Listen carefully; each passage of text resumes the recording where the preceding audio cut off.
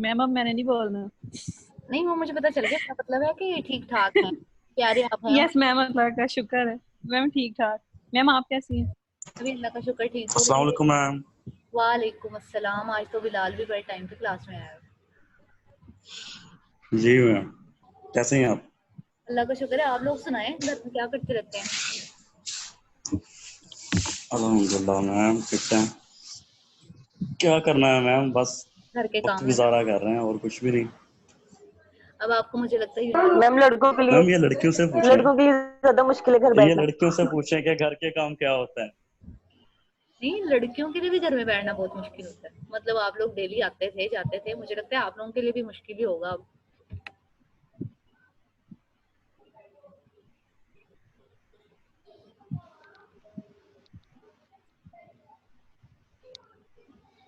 अच्छा बच्चों, चले हम लोग स्टार्ट करते हैं अपना लेक्चर। 20 लोग तो आ ही गए हैं, बाकी लोग भी पहुंच ही जाएंगे। मुनज़्ज़ा, आपकी अम्मी कैसी हैं अब? जी मैम, कुछ बेहतर है। नहीं जी, अल्लाह करे और जल्दी जल्दी ठीक हो जाए। और इमशा कैसी? आमीन।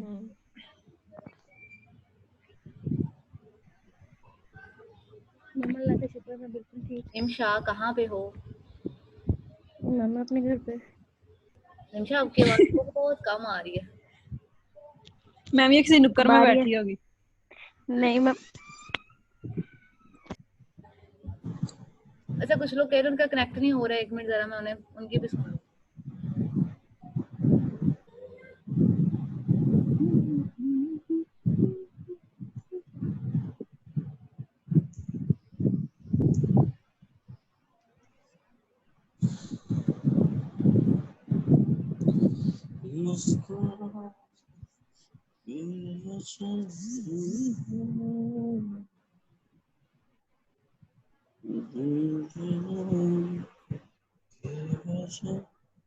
लाल माइक ऑन करके गाओ।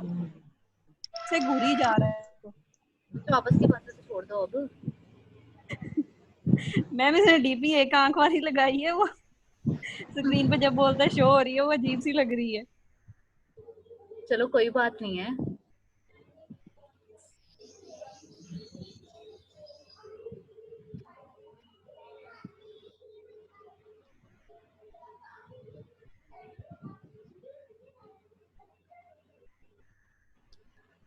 अच्छा बच्चों, कल हम लोगों ने पढ़ा था कुछ कोग्निटिव डिस्टॉर्शंस के बारे में। मतलब कोग्निटिव डिस्टॉर्शंस के बारे में ऐसा तो नहीं था पढ़ा, बस थोड़ा सा उसका ओवरव्यू दिया था।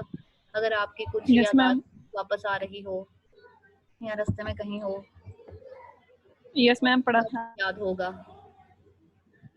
क्या पढ़ा था कोग्निटिव डिस्टॉर्शंस के बारे में? उनमें से 1-2 कोग्निटिव डिस्टॉर्शंस के मैंने आपको नेम भी बताए थे। मतलब यस मैम। सुने होंगे कहीं किसी से। मैम 4-5 बताए थे आपने। हाँ जी, 4-5 बताए थे बच्चों। आज आपका लेक्चर 2 या उसके स्लाइड्स भी हैं। लेक्चर 3 की स्लाइड्स मैंने सहर को मेल कर दी। आई थिंक उसने चेक नहीं की होगी अपनी मेल, तो आप उसे एक दफा याद करवा दीजिएगा। वो जब भी चेक करेगी आपको सेंड कर देगी। अच्छा बच्चों, बाकी टीचर्स भी सब स्लाइड्स देते हैं साथ? मैम वो स्क्रीन पे ही शो करते हैं। अच्छा चलें, आपके पास तो है ना स्लाइड्स? मैम आप सेव रखिएगा ब्राय ने मेहरबानी। ट्राई किया था, हो जाती हैं अब? पता नहीं, मुझे यहाँ पे करना नहीं आ रहा। चले मैं करके देख लेती हूँ अगर हो रही हो। चले मैम देख ले मैम, ऐसे मतलब हमें भी आसानी रहती है, आपको भी। लेकिन असल में मसला ये होता है कि मैंने बीच में बुक खोली होती है, बार बार स्लाइड्स खोलनी होती है, कभी बुक खोलनी होती है, तो इस वजह से फिर मैं कहती हूँ मैं ना ही करूँ। चले मैम देख लें जैसे आपको आप सही लोग लगे। ऐसा करें ना, अपनी स्लाइड जो मैंने आपको दी हुई है वो जरा अपने सामने रखें, और इधर मैं अपनी स्लाइड्स खोलती हूँ। अच्छा बच्चों, हम लोगों ने कोग्निटिव डिस्टॉर्शंस का थोड़ा सा देखा था, कोग्निटिव डिस्टॉर्शंस के बारे में, जिसमें 1-2 के हम लोगों ने नाम भी पढ़े थे।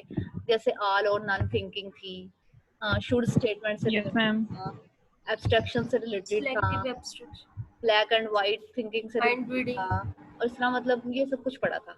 आज हम इनको 1 बाय 1 कर लेते हैं। मतलब यहाँ पे जो हम कोग्निटिव डिस्टॉर्शंस थोड़ी सी पढ़ेंगे, वो कोग्निटिव डिस्टॉर्शंस हैं जिनको आप कह सकते हैं कि वो वाली कोग्निटिव डिस्टॉर्शंस बेक ने एक्चुअली पहले दी थी, लेकिन अब और भी बहुत से लोगों ने और भी कोग्निटिव डिस्टॉर्शंस उनमें ऐड की हुई है, या फिर कहीं ना कहीं वो कोग्निटिव डिस्टॉर्शंस पहले इनसे मिलती हैं, और मिलने के बाद वो कॉग्निटिव डिस्टॉर्शन जो है वो फिर आगे किसी ना किसी प्लेटफॉर्म पे, मतलब आप ये कह सकते फॉर एग्जांपल आप कैटास्ट्रोफाइजिंग का नेम पढ़ेंगे तो ओवर जनरलाइजेशन को या मैग्निफिकेशन को आप बाजुकात हम लोग कैटास्ट्रोफाइजिंग के साथ ही लिंक कर देते हैं, क्योंकि उसका मीनिंग भी थोड़ा बहुत एक जैसा ही लग रहा होता है, लेकिन वहाँ पे सिर्फ स्लाइट या माइनर सा डिफरेंस होता है, और वो माइनर सा डिफरेंस जो होता है वो हम लोगों ने आज देखना है। कल इससे Okay, पहले ma'am. हम लोग कल पढ़ रहे थे स्कीमास के बारे में, ठीक है, स्कीमास के बारे में Yes, हमने ma'am. पढ़ा था थोड़ा बहुत स्कीमास का। तो अब इनमें से हम लोगों ने पॉजिटिव नेगेटिव स्कीमास के बारे में पढ़ा था, थेरेपी में कुछ स्कीमास होते हैं उनके बारे में पढ़ा था। अब कुछ स्कीमास Yes, ma'am. हमारे होते हैं जो कि कॉग्निटिव कंसेप्चुअल होते हैं, यानी कि आप ये कह सकते हैं कि वो होते हैं, वो स्कीमास होते हैं जो हमने एक्चुअली अराउंड, मतलब हमारे इर्द गिर्द जो भी दुनिया है या हमारे इर्द गिर्द जो भी हमारा माहौल है, एनवायरनमेंट है, हमने उसके लिहाज से अपने माइंड में एक्चुअली एक सेट बनाया होता है, एक ऐसा सेट बनाया मैम ऑब्जर्वेशन के थ्रू, ऑब्जर्वेशंस के थ्रू, एक्सपीरियंसेस के थ्रू, मतलब उसमें दोनों चीजें आ जाती हैं कि हम लोग ये देख रहे होते हैं कि हमारे मैम आप न्यू स्लाइड से पढ़ा रही हैं? मैं कहाँ से पढ़ा रही हूँ, मुझे समझ नहीं आ रही। ये एक्चुअली ना स्कीमास से ही रिलेटेड, कल हम लोगों ने पढ़ा था ना कि थेरेपीज में हम लोग कौन कौन से स्कीमास को देखते हैं, ये एक्चुअली आपकी बुक में लिखा हुआ है, पॉजिटिव और नेगेटिव स्कीमास के अंदर आता है। Okay ma'am. Cognitive conceptual schemas के बारे में मैं बता रही हूँ कि एक्चुअली ये हमारे कोर बिलीफ जो होते हैं ना, कोर बिलीफ जो हमारे बन जाते हैं अपने वर्ल्ड के बारे में, अपने एनवायरनमेंट के बारे में, एक्चुअली ये हमारे जो कॉग्निटिव कंसेप्चुअल स्कीमास हैं उन्हीं से डेवलप होने लग जाते हैं।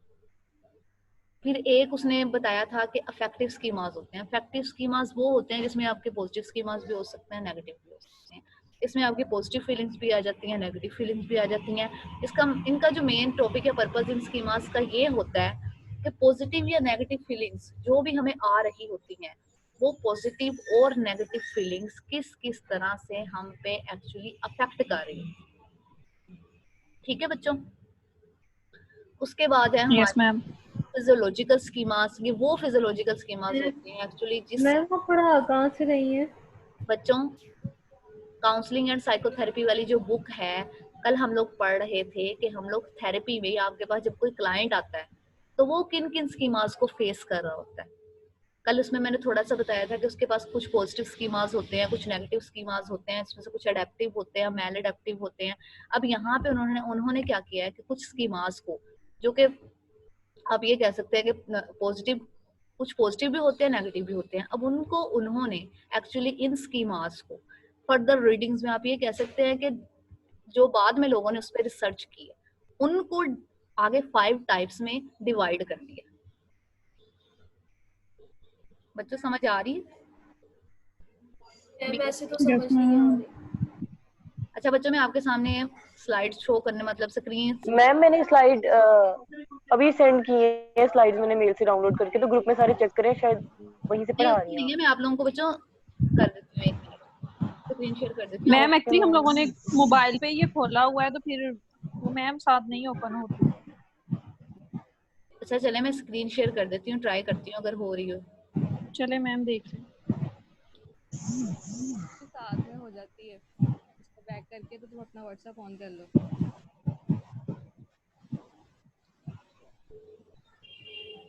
जी बच्चों हो रही है? Yes ma'am.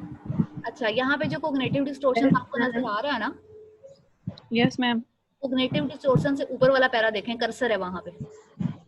Yes ma'am. Yes ma'am, यहाँ पे अब हम लोगों ने पहले पढ़ा कि आपके पास जब कोई क्लाइंट्स आ रहे होते हैं, पहले तो हम लोगों ने लास्ट लेक्चर में सिर्फ स्कीमास के बारे में पढ़ा था ना, कि हम लोग इन 5 स्कीमास, यस मैम, जिसमें यंग ने कुछ स्कीमास के बारे में बताया था। अब यहाँ पे वो थे जो उन्होंने पहले दिए हैं, अब वो स्कीमास देखने हैं जो आपके पास क्लाइंट्स आ रहे हैं, ठीक है, डिप्रेशन के आ रहे हैं, एंजाइटी के आ रहे हैं, व्हाटएवर कोई भी आ रहे हैं क्लाइंट। अब आप कॉग्निटिव थेरेपी के थ्रू उनके स्कीमास देखते हैं।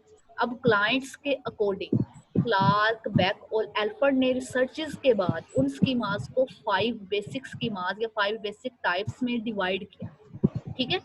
अब वो 5 बेसिक टाइप्स कौन कौन सी थी?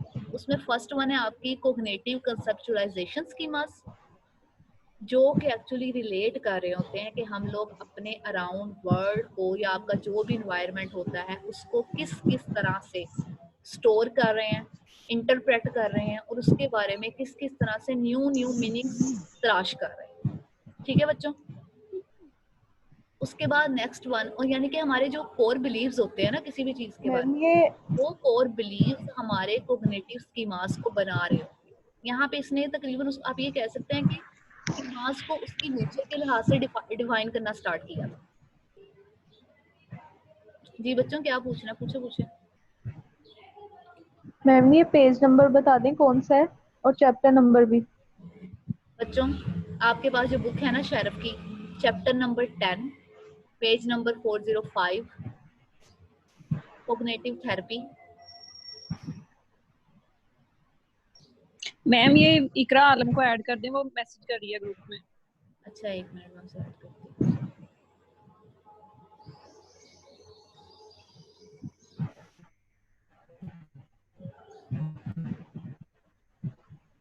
अब मैं उसको कहाँ से ऐड करूँ? जी इकरा कर दिया मैंने। मैं उसके 3-4 मैसेज कर दिया।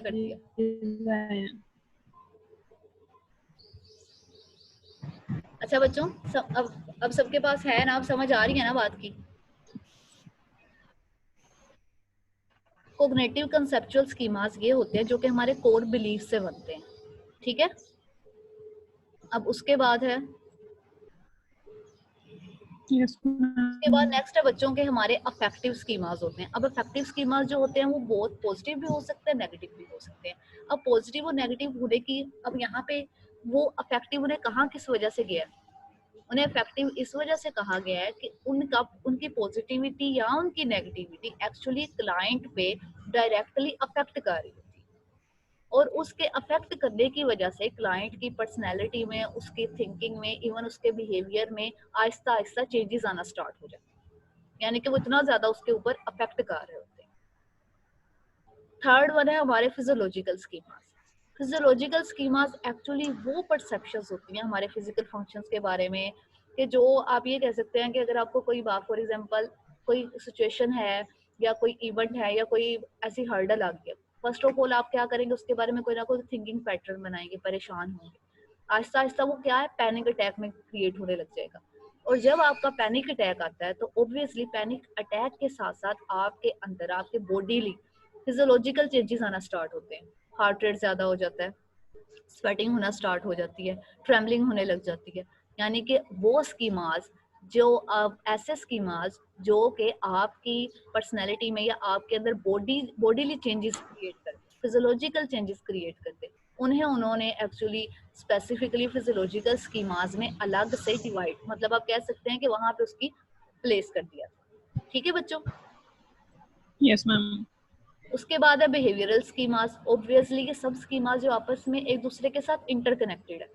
ठीक है। बिहेवियरल स्कीमास क्या है?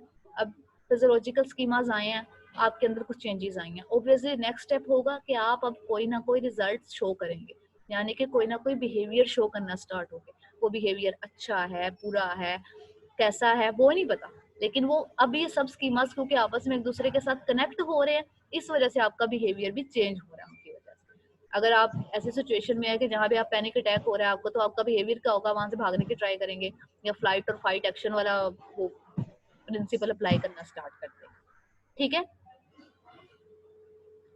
लास्ट वन है जो हमारा, वो है हमारा motivational schemas. Motivational schemas actually हमारे वो स्कीमास होते हैं कि वो बिहेवियर, मतलब वो रिलेट करते हैं हमारे बिहेवियर, जो कि हम हमारे अंदर एक्चुअली कोई भी नया एक्शन इनिशिएट करने के लिए कहीं ना कहीं हमें, आप कह सकते हैं कि नया एक्शन इनिशिएट करने के लिए हमें फोर्स कर रहे हैं कि हम वो काम करें। ठीक है बच्चों।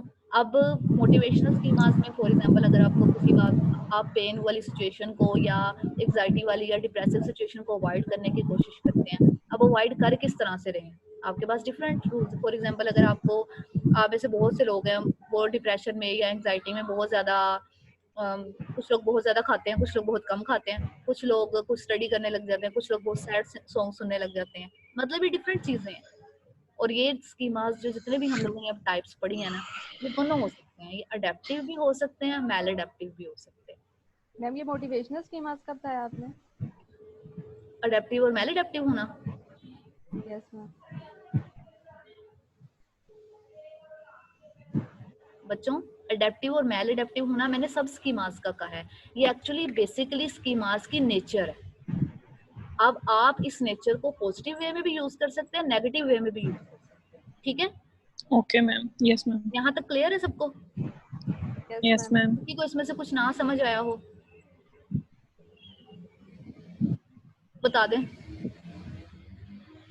बच्चों। मैं इसीलिए मैम आ गया। आप मतलब जो भी हमारा लेक्चर होता है ना, आप एक दफा ऐसा किया करें कि बुक से भी देख लिया करें कि अगर वहां पे कोई चीज रह गई है, कोई लाइन रह गई है, तो हम लोग नेक्स्ट टाइम उसको शेयर कर लें या आपस में डिस्कस कर लें, ताकि कोई चीज आपकी रह ना जाए बाद में। अगर मैं आपसे पूछूं कि 4 P's क्या होते हैं, अगर आपको याद हो कि कुछ बरसों पहले मैंने आपको एक असाइनमेंट भी दी उससे रिलेटेड, और आपको कहा Yes, था ma'am. कि केस फॉर्मुलेशन करेंगे तो वहां पे ये चीजें क्लियर कट नजर आनी चाहिए। Yes ma'am. मैम वो लिखे हुए हैं, डायरी में सेव है। अच्छा वो बस मैम वो लिखे हुए हैं। ना महफूज रखे हैं।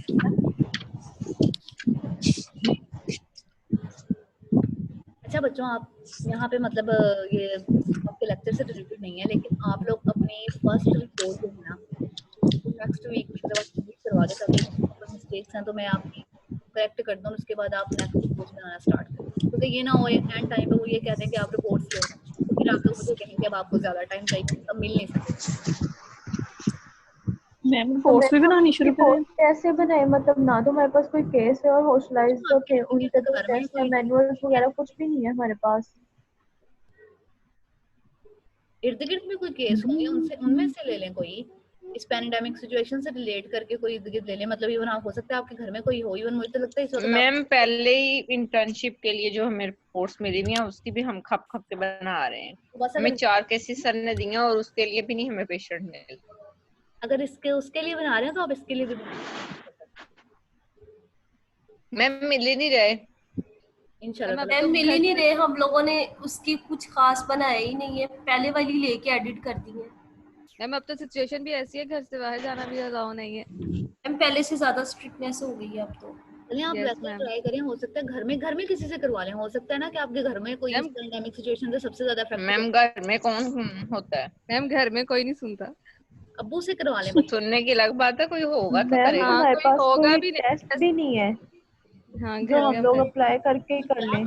अगर मुझे ये पता चला बच्चों, अब ये तो खैर पता नहीं है कि यूनिवर्सिटी क्या कहती है, टेस्ट करेगी तो क्या करेगी, अच्छा चलें तो वेट कर लेते हैं। कोई एक आधी भी नहीं बनाई हुई तुम लोगों ने, हद है वैसे। मैम।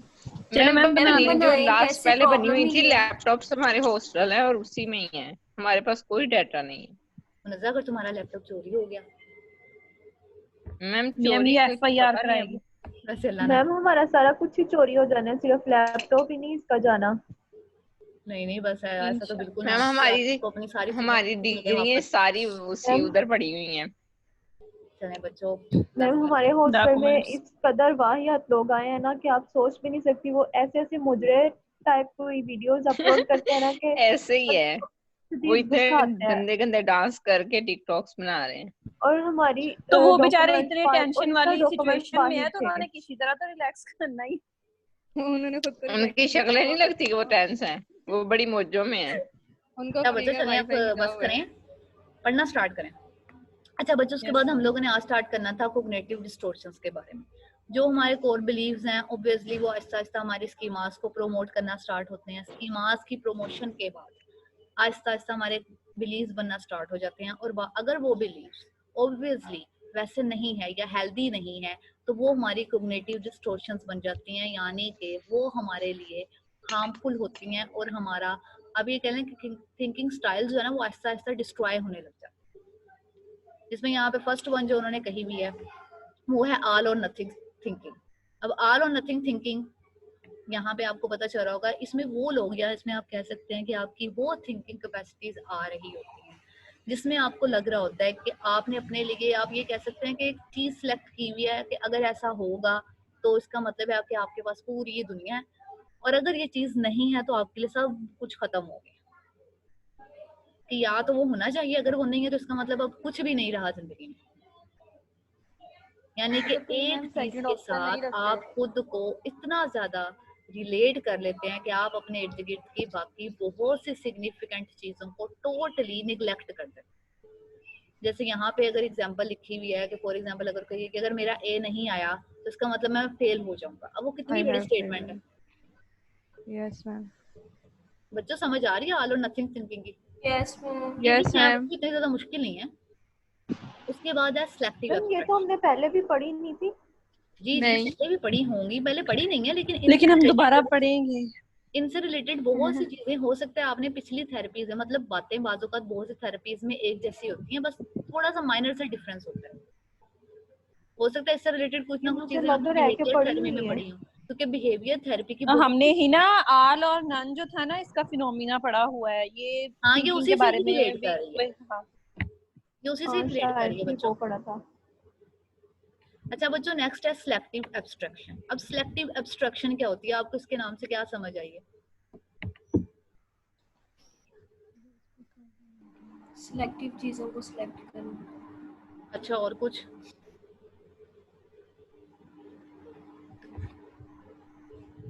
इसमें क्या होता है बच्चों? मैम हम अपने मूड के अकॉर्डिंग जो है ना वो सिचुएशन को परसीव कर रहे होते हैं, अपनी थिंकिंग के अकॉर्डिंग या मूड के अकॉर्डिंग सिचुएशन। इसमें बाज़ ये होता है कि हम लोग क्या करते हैं मैम, एक कोई बहुत छोटा सा आइडिया पिक आउट कर लेते हैं या कोई छोटी सी बात आप लेने कोई एक पॉइंट ले लेते हैं और बाकी सारे इवेंट को छोड़ देंगे, बाकी सारी चीज को छोड़ देंगे। हमें लग रहा होता है कि हम जो सोच रहे हैं ना, गलत सोच रहे हैं ना, जो भी हमारी नेगेटिव थिंकिंग है, जो भी हमारी डिप्रेस्ड थिंकिंग है, जो भी हमारी कॉग्निटिव डिस्टॉर्शंस है, उसमें हम इसमें क्या करते हैं कि हम लोग कहते हैं कि देखें वैसा वो उन्होंने वैसा कहा था ना, तो मैं ये इसी वजह से मेरे साथ ये होना स्टार्ट हो। हालांकि हम बाकी सारा चीज छोड़ रहे हैं, बाकी चीजों को देख ही नहीं रहे कि बाकी हमारे साथ क्या कुछ अच्छा हो रहा है। सिर्फ अपनी मर्जी की चीजें पिक आउट कर लेते हैं कि जो हमें लग रही होती हैं कि वो चीजें एक्चुअली हमारे फायदे के लिए या वो चीजें हमें किसी ना किसी तरह से फायदा दे रही हैं। ठीक है बच्चों समझ आ रही है? Yes ma'am. सिलेक्टिव एब्स्ट्रैक्शन की समझ आ गई है किसको नहीं है? नो मैम मुझे जी बच्चों क्या नहीं समझ आई? पूछ ले मैम आ गई है। ओहो जिसको नहीं है उसको तो पूछ लेने दे। पूछे तो मैम मतलब इसके नेम से तो और कुछ लगता है और जैसे फॉर एग्जांपल मुझे इसका नहीं क्लियर हुआ। एक मिनट, फॉर एग्जांपल आपके टेस्ट हो रहे हैं या आपको वो आप एक फॉर एग्जांपल आप एक बहुत मल्टी टैलेंटेड किस्म के ना पर्सन, आपको हर चीज करनी आ रही है, आप हर चीज में सबसे आगे आगे हैं, पढ़ाई में बहुत अच्छे हैं, घर के जो बहुत से दूसरे काम होते हैं आप उनमें बहुत अच्छे हैं, अब हर कोई आपकी तारीफ कर रहा है। कोई एक चीज ऐसी है जो आप नहीं कर सकते या आपने ट्राई किया वो आपसे हो ही नहीं पाई। ठीक है, फॉर एग्जाम्पल आपने सोचा कि चलो मैं स्टिचिंग सीख लेती हूँ और वो आपसे नहीं हो पाया, हालांकि बाकी आपको सारी चीजें आ रही हैं, हो सकती है उससे भी ज्यादा मुश्किल चीजें आ रही हैं। मैम सिंगिंग की एग्जांपल ले लेते हैं। किसकी? सिंगिंग। चलें सिंगिंग की कर लें और फिर आप उस बात को लेके बस ये सोचने लग जाएं कि अब अगर मुझे ये नहीं आता तो इसका मतलब है मैं दुनिया का सबसे नाकाम इंसान हूँ, मैं कुछ कर ही नहीं सकता, लोग इतना कुछ कर लेते हैं, उनको इतना कुछ आता है, देखो मुझे तो कुछ आता ही नहीं है। यानी कि आपने बाकी सारी चीजों को साइड पे कर दिया और वो सिर्फ एक छोटा सा पॉइंट जो कि आपकी नेगेटिव थिंकिंग को प्रमोट कर रहा है, हेल्प कर रहा है कि हाँ जी आप बिल्कुल ठीक सोच रहे हैं, बस आप उसको लेके ही हर वक्त घूमते रहे। ठीक है मैम इस किस्म की सोच मुझे आ रही है आजकल। अच्छा जी क्या आ रही है आपको आयशा? मैम ऐसे ही एक आधा काम है मेरे से ना इतना अच्छा नहीं हो रहा तो मुझे लग रहा है कि शायद मुझे कुछ आता ही नहीं। लेकिन देखो हमारा इस तरह की बहुत सी जो सारी कॉग्निटिव डिस्टॉर्शन है ना, हम नॉर्मल पीपल भी यूज कर रहे होते हैं, लेकिन जब ये डिस्टॉर्शन एक्चुअली अब नॉर्मली मतलब अब नॉर्मल होना स्टार्ट हो जाए कि हर वक्त आपको बाकी सारे काम करने से रोक दें, तब वो हमारे लिए प्रॉब्लमेटिक हो जाती है। ठीक है बच्चों, अब समझ आ गई है सिलेक्टिव एब्स्ट्रैक्शन की? Yes ma'am. इसके बाद नेक्स्ट वन है माइंड रीडिंग, जो कि इसके नेम से आपको बहुत अच्छी तरह से समझ आ रही है। ये वो आइडिया जिसमें हमें ये लग रहा होता है कि जो दूसरा सामने वाला जो हमारे बारे में सोच रहा है, चीजों के बारे में सोच रहा है ना, हमें पक्का पता है। हम ये सोच रहे होते हैं कि पता नहीं अगर हम इस तरह का ड्रेस पहन लेंगे या हम ये काम कर देंगे तो पता नहीं घर वाले, या अगर आप किसी रिलेटिव्स के यहाँ गए हो तो आप सोचेंगे पता नहीं वो सोचेगा मुझे तो कुछ आता ही नहीं है, मुझे पता चल गया वो मेरे बारे में यही सोच रहा है कि ये बहुत निकम्मा है, मुझे पता चल गया उसको ये लगता है कि उसको कोई काम नहीं करना आता। यानी कि आपको ये लग रहा होता है कि वो दूसरे आपके बारे में ये चीजें सोच रहे हैं और बाद में आप इस चीज को कह कैसे रहे होते हैं कि फॉर एग्जांपल अगर उसने किसी बात में आपका मजाक उड़ा दिया ना, अब उसने एक लाइटर वे में आपका मजाक उड़ाया, लेकिन आप उस चीज को बहुत ज्यादा सीरियसली अपने ऊपर सवार करना स्टार्ट हो जाए कि देखा मुझे पता चल गया लोग इस तरह ही सोचते हैं। अब हर आपको लगेगा कि आप जो भी लोगों के बारे में ओपिनियन बना रहे हैं ना, आप बिल्कुल ठीक बना रहे हैं कि लोग मेरे बारे में ये सोच रहे हैं, लोग मेरे बारे में ये सोच रहे हैं। आप हर वक्त आपको लगेगा कि आपको लोगों की माइंड रीडिंग बहुत अच्छी तरह से आने लग गई। ठीक है बच्चों, समझ आ गई इसकी? Yes ma'am. Yes ma'am. Next one है नेगेटिव प्रिडिक्शन। अब नेगेटिव प्रिडिक्शन होती है, प्रिडिक्शन जैसे कि आपको पता ही होगा कि समथिंग मतलब किसी ना किसी चीज के बारे में उसके होने से पहले आप कुछ ना कुछ बता दें। इसमें क्या होता है कि वही कर देते हैं मैम। वही ना कि जब हम लोगों को इस बात पे बिलीव होने लग जाए, जैसे आपको लग रहा हो कि आज तो मेरी आंख इस तरह से हो रही थी, मतलब इस तरह की हमारी मिथ्स बनी हुई है ना, आज तो कुछ ना कुछ जरूर बुरा होगा, ये साल का पहला दिन अच्छा नहीं ना गुजरा, बस अब बाकी सारा साल तो ऐसे ही गुजरेगा। आज सुबह उठ के ऐसे हो गया, मेरे से कोई काम गलत हो गया, मेरे से बाकी सब काम गलत ही होते जाएंगे। तो यहाँ पे यानी कि अभी आप एक सिचुएशन में हैं, वो हुआ है, लेकिन आप बाकी सब सिचुएशन के बारे में यही सोच रहे हैं कि वो सब कुछ गलत ही होगा। इस दिन बाजार जा रहे हैं और आप जाते जाते कुछ हो गया तो आपको लगेगा जी आज बाजार जाके तो सारी शॉपिंग ही खराब हो जाएगी, आज तो हम कुछ ले ही नहीं पाएंगे। और अब आप जब इस मूड के साथ और इस अटेंशन के साथ प्रिपेयर होके जा रहे हैं तो आप खुद सोचें आपके साथ आगे जाके क्या अच्छा होगा, क्योंकि आप पहले से ही वही चीज सोच रहे हैं। और यही चीज मैम फिर वो हम चीज को देख भी उसी नजर से फिर रहे होते हैं उस वाकई, और हम उस चीज को फिर उसी नजर से देखने लग जाते हैं, उसी तरह से उसको सोचने लग जाते हैं। और यही चीज जो है ना, और आपने अगर आप देखें उस पॉइंट ऑफ व्यू से, फॉर एग्जांपल अगर हम अपने इस्लामिक पॉइंट ऑफ व्यू से देखें तो हमारा मतलब अल्लाह पाक भी यही फरमाते हैं ना कि आप लोग जो सोचेंगे मैं आप लोगों के साथ उसी तरह का बिहेवियर करूंगा। आप लोगों को मतलब आपको आपकी सोचों के लिहाज से ही चीजें दी जाती हैं, आपके साथ वही डीलिंग की जाती है जो आप सोच रहे हैं। ठीक है बच्चों, समझ आ रही है इसकी नेगेटिव प्रिडिक्शन की? Yes ma'am. आप में से कितने लोग नेगेटिव प्रिडिक्शन करते रहते हैं या किसी ने आज की हो? एंड जो हालात है सब फारिग रहते हैं, सबने नेगेटिव ही सोचना है। अच्छा, ऐसा तो होता रहता है नॉर्मल लाइफ में।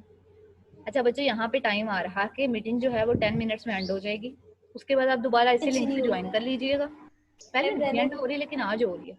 आज तुम लोग ज्यादा तो नहीं आ गए? मैम रहने दें फिर, अगर वो एंड कर रहे हैं। 27 है ना आज। नहीं बच्चों, एंड नहीं करनी दोबारा, क्योंकि मैंने वहाँ पे रिकॉर्ड जमा करवाना होता है कि मैंने कितनी देर की क्लास ली और सारी रिकॉर्डिंग भी देनी होती है, इसीलिए आप लोगों को तशरीफ लाना ही पड़ेगा। अच्छा बच्चों, नेगेटिव प्रिडिक्शन हो गया। नेगेटिव प्रिडिक्शन के बाद है कैटास्ट्रोफाइजिंग। कैटास्ट्रोफाइजिंग का अगर आप वैसे वर्बली या सिनोनिम्स देखें तो उसका मतलब होता है किसी चीज को एग्जैजरेट करते हैं। आपको बुखार है और आप आहिस्ता उसको एग्जैजरेट कर देंगे मुझे तो कैंसर हो गया, बस अब मैंने बचना ही नहीं है, रोना डाल दें, हालांकि आपको माइनर हल्का सा बुखार हो। जैसे आजकल अगर किसी को छींक आने लग जाए तो आपने बहुत से इस तरह के मीम्स भी देखे होंगे सोशल मीडिया पे, उस तरह की बहुत सी वीडियोस भी देखी होंगी। तो वहाँ पे जो सिनेरियो को दिखा रहे होते हैं या आपको जो चीजें दिखा रहे होते हैं वो एक्चुअली आप ये देख लें कि बेस्ट वन एग्जांपल है कैटास्ट्रोफाइजिंग। कि एक इवेंट आप वो इवेंट हो सकता है इतना ज्यादा हार्मफुल ना हो, लेकिन उस इवेंट से रिलेट करके आपने जो थिंकिंग स्टाइल अपना बनाया है या आपने जो सोचा है वो आप इतना ज्यादा एग्जैजरेट कर दें कि बाद में आप उसको ठीक कर ही ना सकें। ठीक है बच्चों?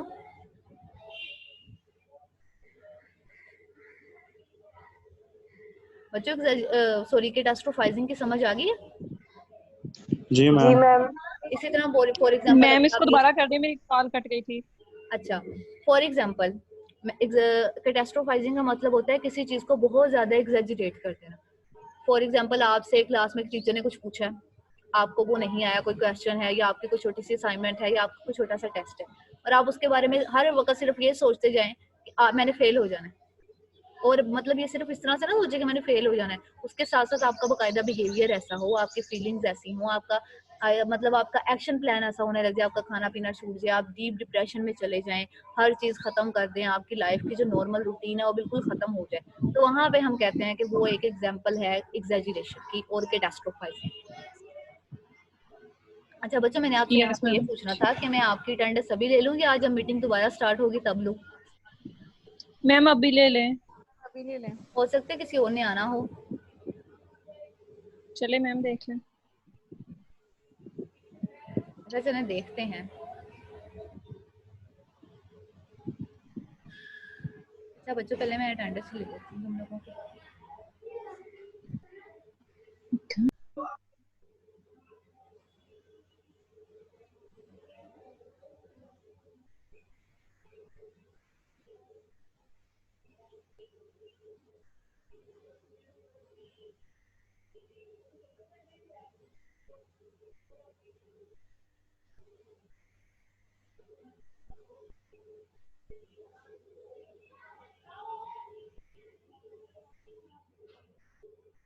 आज तो मुझे लगता है हमजा भी आया है।